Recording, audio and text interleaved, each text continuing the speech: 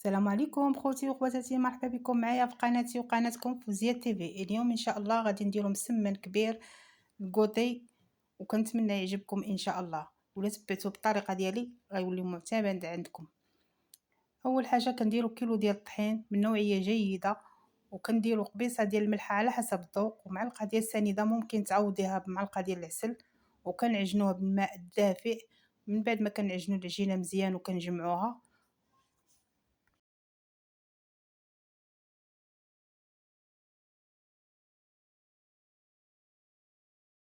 من بعد ما نجمعوا العجينه كندلكوها مزيان بالكف ديال يدينا.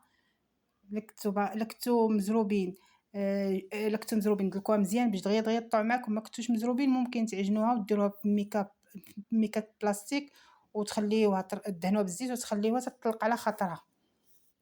من بعد ما دلكتها كتولي العجينه بهذا القوام هذا. كنقطعوها القطع اللي بغينا،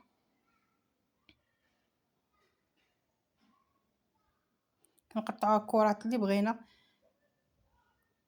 من بعد ما كنقطعوها كنخليوها ترتاح.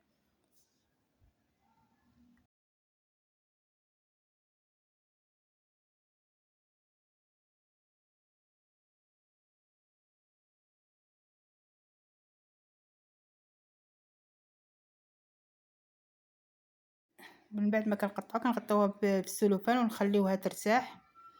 وعندي زلافه فيها السميده رقيقه ديال الحرشه، وكندير فيها خماره الحلوى، وزلافه ديال الزيت، وزلافه ديال الزبده مذوبه. ومن بعد كنطلقوا العجينه على سطح العمل حتى كيبدا يبان لينا سطح العمل، وكنرقوها مزيان وكنطويوها على شكل الرغيف. كندير رغيفه وسط رغيفه.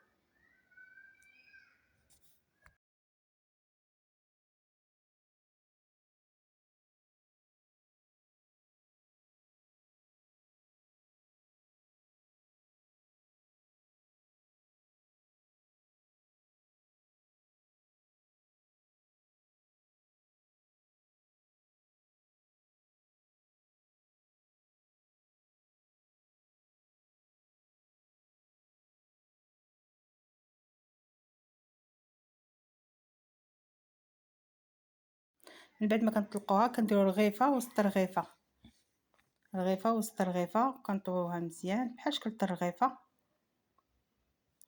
من بعد ما كنطويوها كنخلي من بعد ما كنطويوها كنديروا لها السميده والزيت والسميده.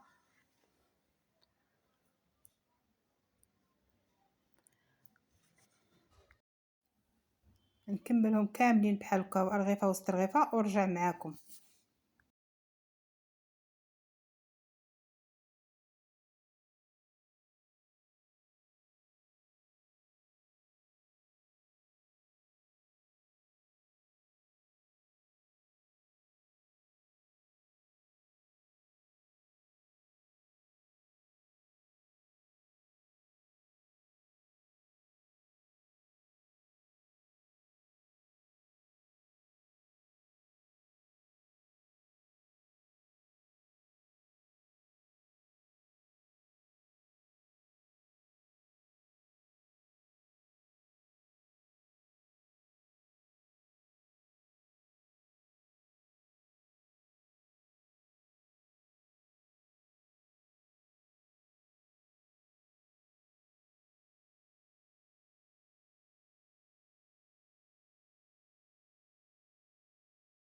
نرصها نديرها في المقله ثقيله طيب. شوف تبارك الله ما شاء الله.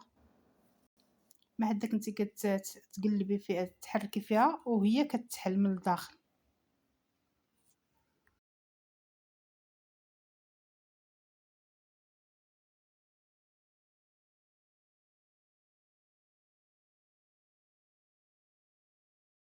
شوف تبارك الله ملي كتبدا طيب كتبدا تحل في المقله، كتبدا تحل. شوف تبارك الله كتحل من.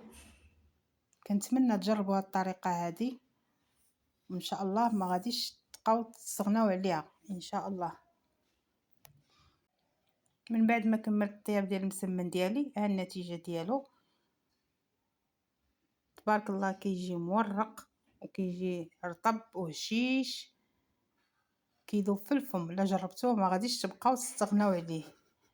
وكنتمنى ان شاء الله الا وصلتوا حتى لهنايا ما تنساونيش من كومونتير وجيم وشي قليب زوين بحالكم. السلام عليكم.